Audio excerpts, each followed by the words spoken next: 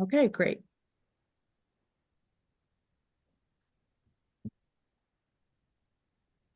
All right. Good afternoon, everyone. It is Friday, February 21st, and we're calling this local revenue subcommittee to order at 1:34 p.m. So I sent out a list of bills for consideration for today's conversation.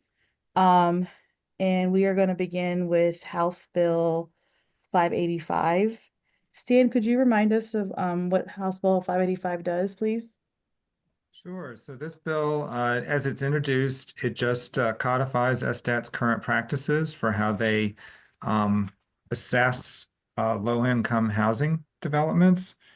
And the sponsor has offered an amendment that would basically create a notification requirement.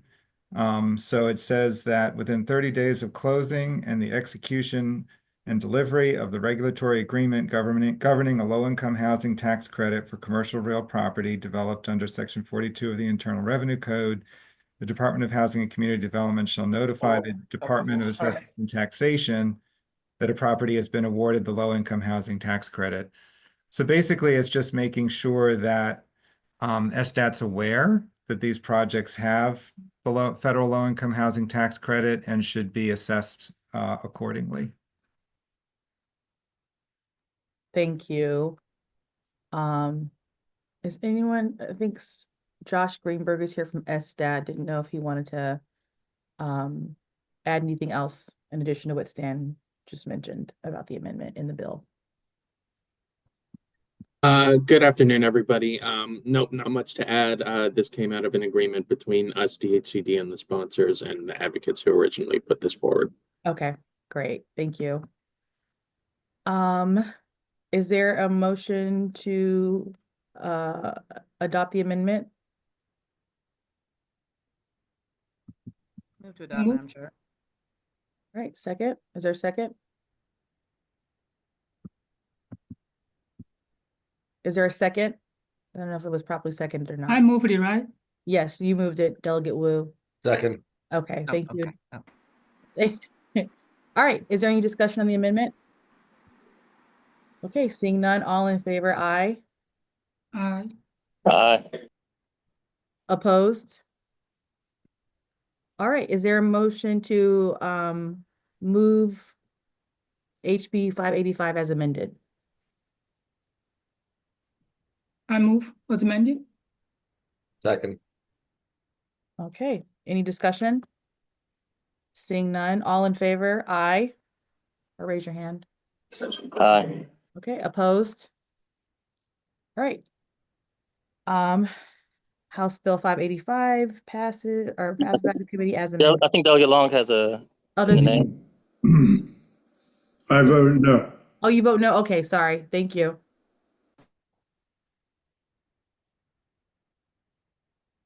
Okay, moving on to House Bill 390. Stan, can you provide an overview of House Bill 390 for the committee, please? Sure. So this is enabling legislation. It's for counties to enter into payment in lieu of taxes agreements with affordable housing developments. And it specifies that the county would and the developer would negotiate the terms of the agreement. The developer would have to agree to have, under the bill, at least 50% of the units would have to be affordable. And then they would have to stay affordable for 15 years. The sponsor is offering an amendment that would bring that percentage down to 25%. But that counties could still, and the amendment makes this clear, the counties could still establish a higher percentage if they chose.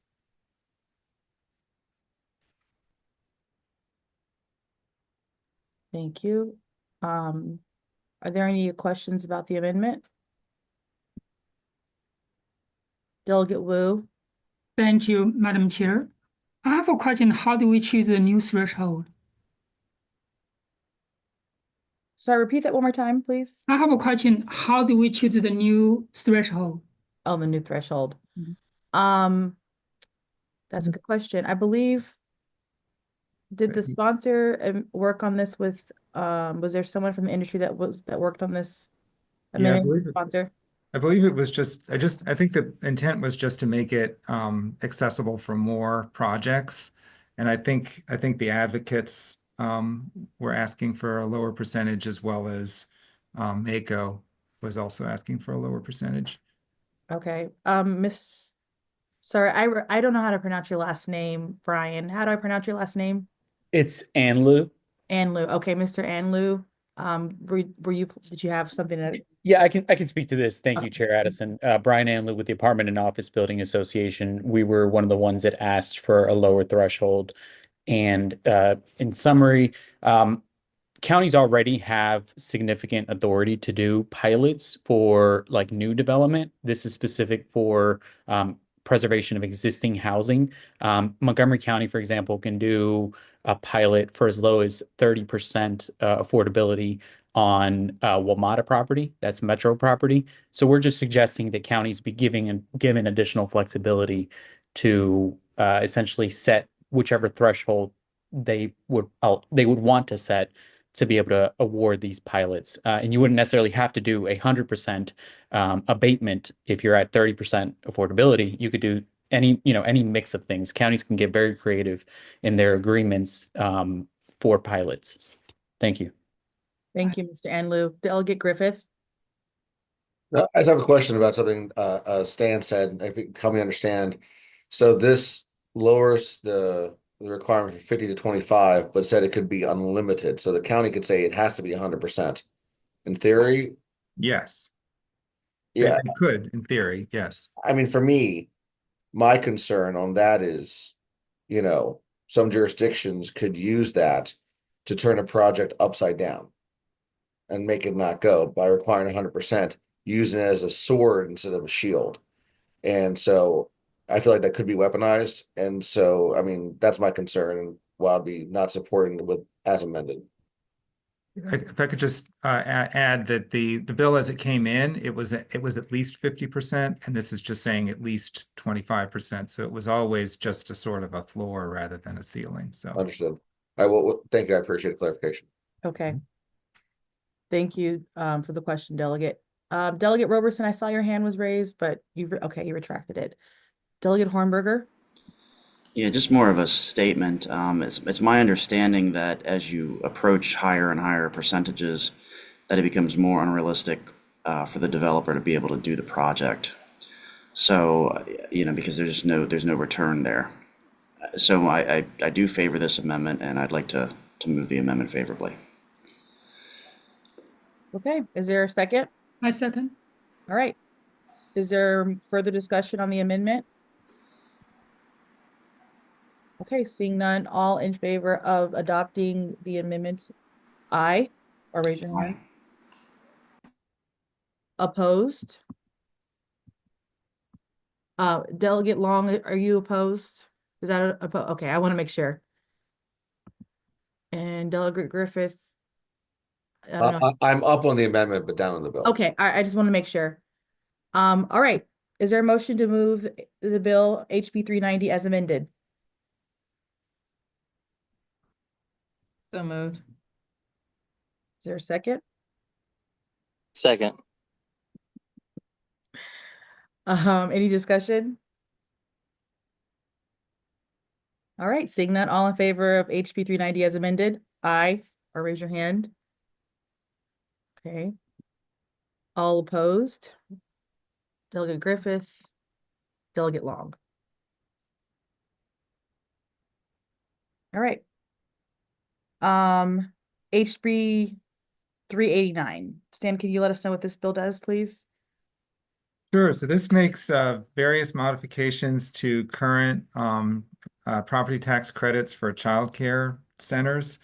So these are already in the code, but it modifies and these are optional credits that counties and municipalities have the option to provide. So it makes various changes.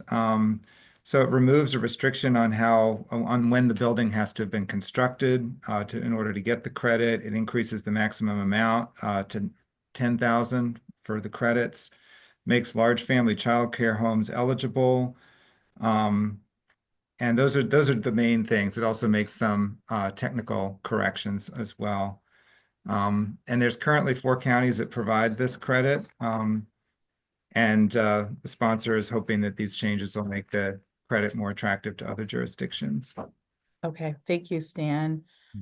I'm so sorry, you mentioned you said the bill makes technical corrections, right? Okay, I wasn't sure if you were saying that we needed to make some technical corrections to the bill. No. To be clear, okay, thank you. Are there any questions about the bill? I feel like I saw a hand raised. Delegate Hornberger, is that a new hand? Yes, yeah, Okay. question. So would the municipal counties still have to come back to us to enact it, or does this give them the permission to create it and enact it? To create and enact, they wouldn't have to come back. Okay, thank you. Are there further questions about the bill? No. Okay, is there a motion? Move favorable on the bill. Second. Second. I'm like, y'all, you have to move it and then you have to second it. Any discussion on the bill? All right, seeing none, all in favor, aye, or raise your hand. Aye. Okay, opposed? Delegate Long is opposed, okay. All right. Moving right along to HB 296. So this bill, currently, if you have personal property worth less than 20,000, the law says that SDAT can't require that you submit any documentation to prove that that's actually the case. So that was basically mistakenly added to the law a couple of years ago, and this bill proposes to remove that, basically so that SDAT can audit if you're claiming that you have personal property, under that threshold, that they can audit it and request proof that that's actually the case. Thank you. Are there any questions on Delegate Hornberger? Did I just see your hand go up? Yes, so right now, if you're identifying under 20,000, they can't audit you? That's right. Okay, and then this would change it to they could. That's correct. Okay, thank you. Okay. Any other questions? Sorry. Someone else's hand is raised. Who is that? Delegate Long. Thank you. I have a lot of concerns about this being changed because a small business just starting out have to follow this paperwork and possibly be audited. I just think it's going to put more burdens on the small businesses, and that's why I'll be voting against this bill. Thank you. Delegate Griffith. Thank you, Madam Chair, and I'm kind of echoing Delegate Long's comments here. Smaller businesses, not as sophisticated. If you're already, under 20 grand, You're you small don't have a business. lot of resources, you don't have a lot of stuff going on, and this could be very, very burdensome and damaging to the very, very vulnerable businesses in that category, if I'm understanding the bill correctly. So I'll be opposed for that reason. Am I understanding that correct, Stan? You're the expert at this. Well, I think Josh is would like to speak, but basically this is just saying that I think the larger concern is actually that businesses may be, that in some cases that they're worried about businesses that report a large amount of personal property and then report very little or none in a subsequent year, and being able to make sure that they actually that's actually accurate. And businesses can always be audited for personal property. Sure. Purposes. I just get concerned, like something like this, the rain falls and the just and the unjust alike with something like this, and that's my concern. There'll be good actors, caught up in this that could be overly burdensome to them. That's my concern. Josh, would you like to weigh in? I know your hand is raised. Yeah, if I could just speak to this quickly. So it's been a longstanding practice of the department. Basically up until a couple of years ago when this bill was passed, we enjoyed the authority basically to request additional documentation for entities that self-report under $20,000. As a matter of course, when business reports 40% or more drop in business personal property to the department, we automatically ask them for some additional documentation. And we're not talking about anything super complex here. We're talking about receipts, things that you need to keep for your, tax statements anyway, to demonstrate that you've, sold that personal property or you've gotten rid of it somehow. Right now, the way the bill is written and the way it was passed, again, only 2 years ago, we are prohibited from requesting any documentation whatsoever. And we just think that this is not really great for as a good government practice and not really great from an equity standpoint either. We want to make sure that the businesses that self-report under $20,000 can provide just that small amount of additional information. Thank you. Thank you, Josh. Are there any more questions? Okay. Seeing none. Oh, wait, Delegate Long.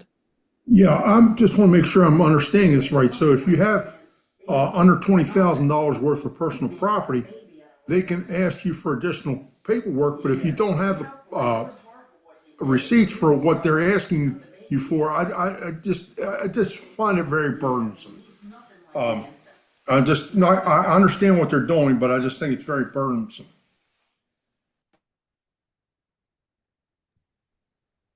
All right, thank you, Delegate Long. All right, seeing no other questions or comments, is there a motion to move HB 296? So moved. Is there a second?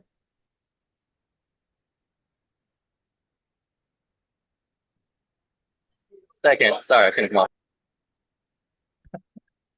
We're gonna have to have a conversation. No, I'm just kidding. Actually, I'm not kidding. But great. Any more discussion on the okay, none. So all in favor, aye. Or raise your hand. Opposed? Delegate Hornberger, Delegate Long, and Delegate Griffith. Okay. Oh wait, was that, I'm so sorry, Delegate Wu, were you opposed? I support it. Okay, got it. Your hand was still up for the second one. Okay, thank you. Okay, so we are not going to discuss HB 59 this week. I know there's still a lot of things being worked out and discussions on amendments, but we're not prepared to present those today. We are going to discuss HB 23, which we have not discussed yet. Delegate Griffith, your hand, I saw you had a question. I do. I have a number of concerns on this bill. I've heard from a lot of folks in the industry. Certainly my concerns is the current climate around commercial properties.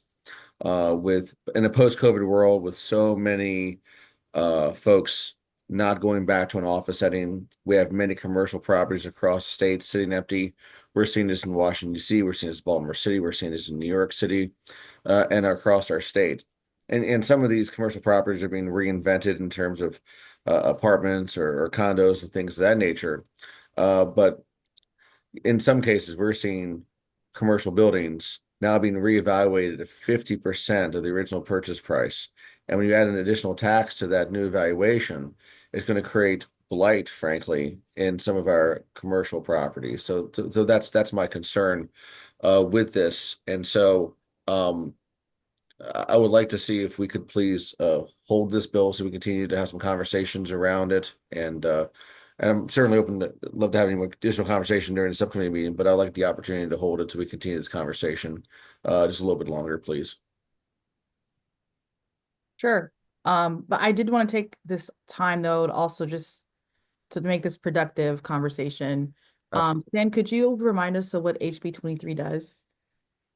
Sure. So this bill it would allow counties to establish a special rate on commercial and industrial property.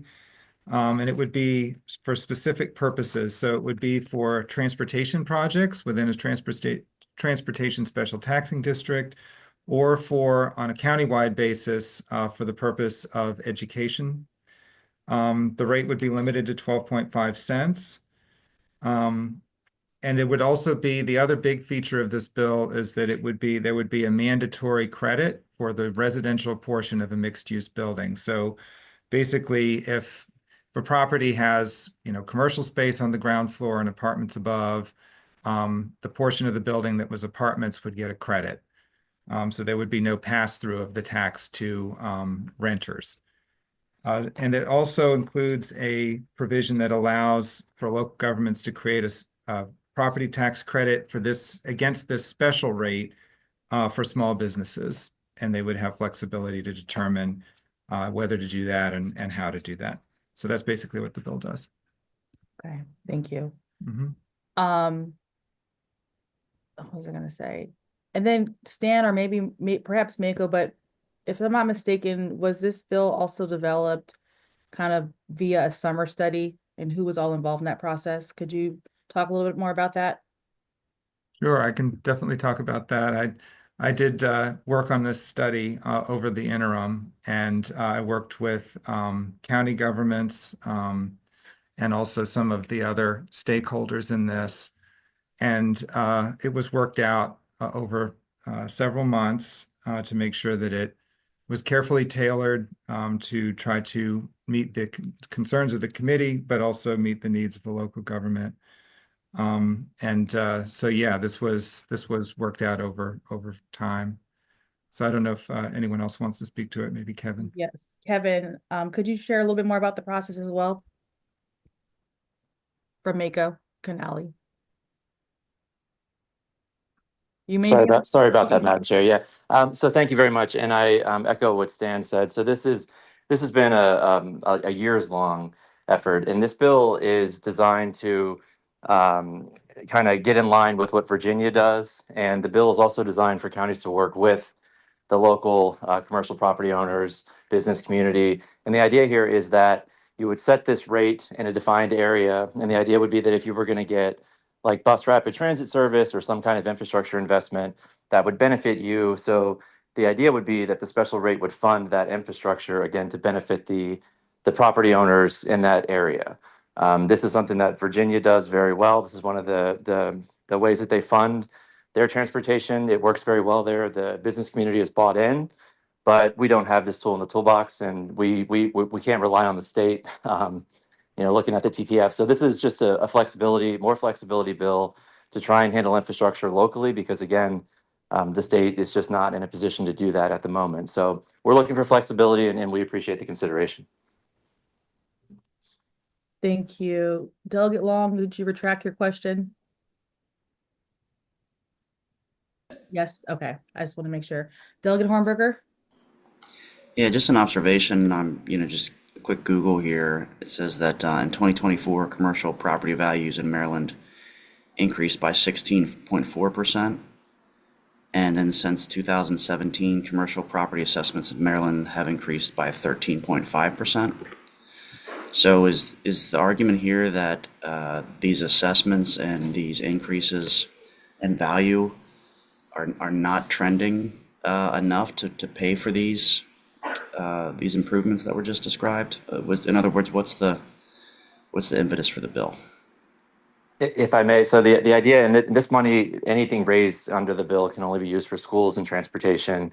The assessment increases are phased in, and obviously we understand that everybody is dealing with that right now. But again, the idea here would be to work with the commercial property owners in a defined area and to develop infrastructure on their behalf, which would bring more, customers, whatever, to their businesses or to their, town centers, whatever it is. So that's the idea, would be, again, and again, this is, the blueprint and transportation are number one and number two for counties right now. We do not have the resources to handle our own infrastructure.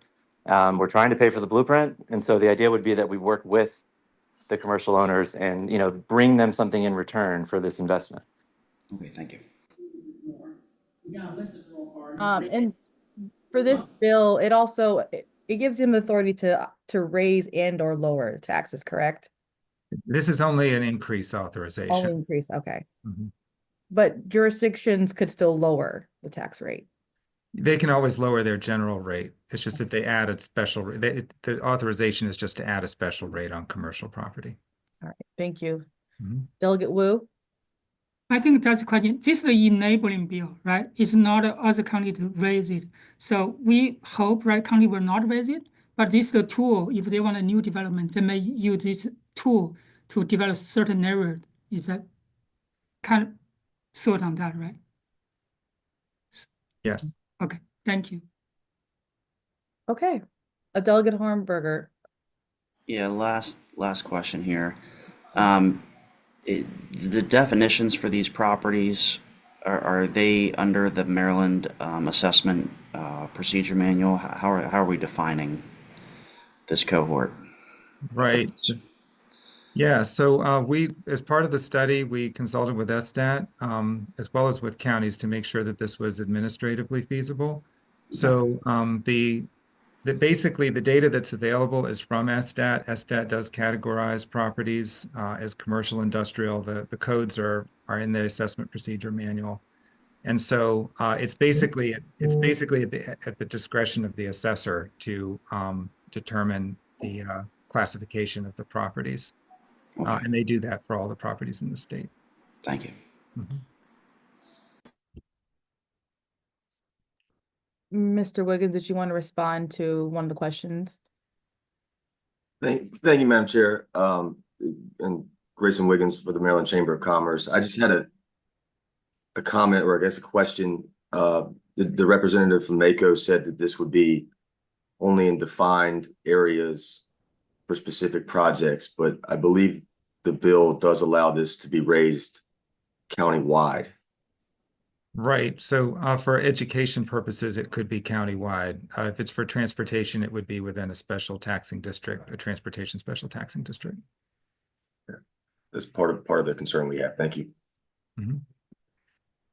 All right. Delegate Griffith? Thank you, Madam Chair. And again, I appreciate the conversation, grateful for it, and certainly would be grateful for it, a chance to just continue just a little bit longer. So again, I would respectfully request a hold on this bill, please. Yep. We will grant you that hold. Thank you.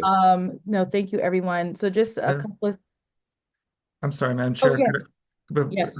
Before we move on, can I just add one Yeah, thing? please do. So the Washington Post actually reported today that commercial properties have hit their highest occupancy level since the pandemic. So I'm gonna just for the committee's information, I'll distribute that.